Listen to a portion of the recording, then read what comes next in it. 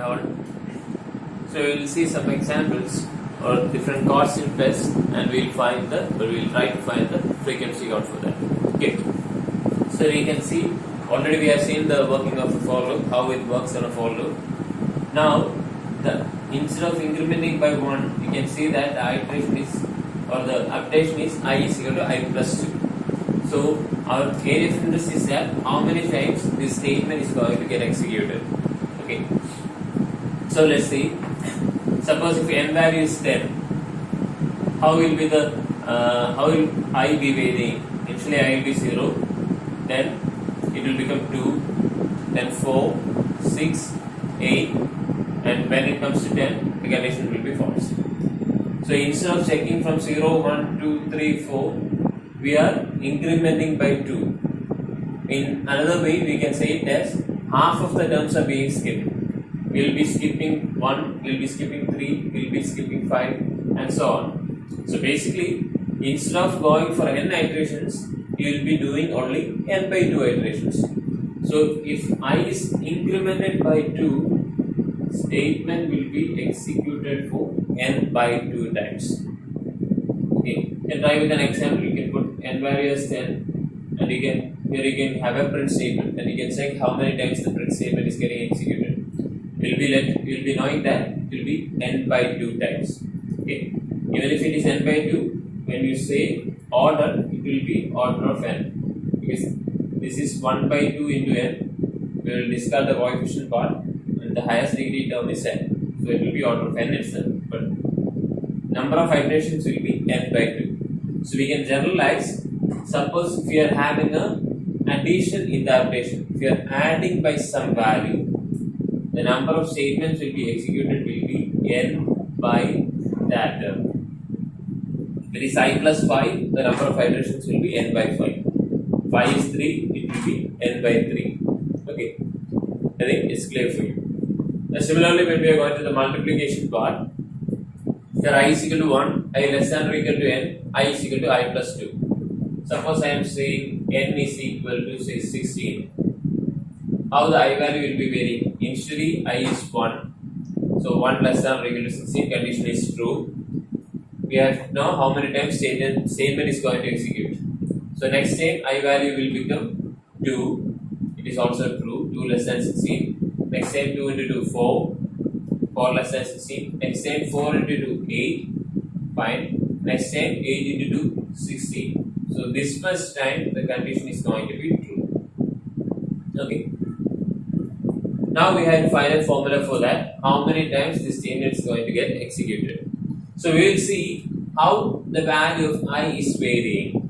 Here you can see that this is 2 power 0, this is 2 power 1, 4 means 2 power 2, 2 power 3, this is 2 power 4. Okay. So basically the I value is varying with respect to the power of 2. Okay. So how we can find out how many times this statement is going to execute. So I am going to take an assumption.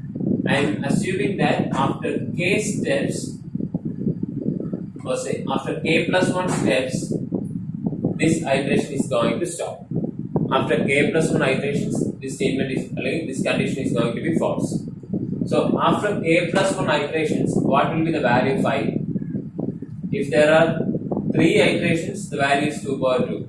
If there are 4 iterations, the value is 2 power 3. So if there are k plus 1 iterations, the I value will be 2 power k. Is it clear?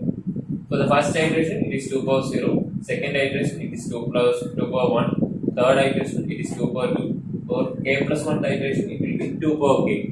And we are assuming that on the k plus 1 iteration, the condition is becoming false. Which means, I am assuming that 2 power k is greater than n, because this condition is getting false. So it should be greater than n. Now for approximation, I am saying 2 power k is approximately equal to n.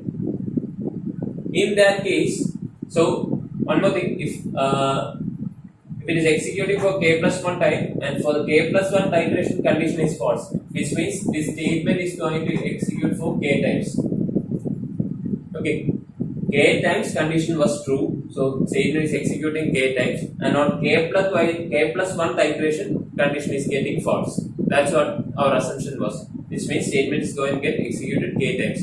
So now our job is to find the value of k with respect to n. So that only we are doing this approximation. Okay. So k plus 1 step I is equal to 2 power k. As k plus 1 state condition is false, we can say that 2 power k is greater than n.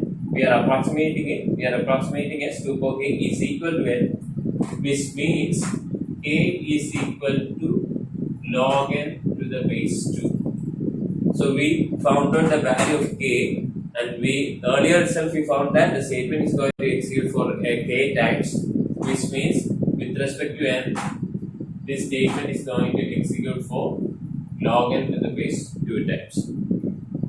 Okay, this is a very important one. In many occasions, we will be seeing like this. Okay, so whenever you see a multiplication symbol, for your reference or for your simplicity, you can make sure that it's going to be in terms of log. Okay, suppose if I am saying I is equal to I into 3, it will be log n to the base 3. If it is I into 5, it will be log n to the base 5. If it is 2, it will be log n to the base 2. Okay, I hope the calculation part is also clear for you.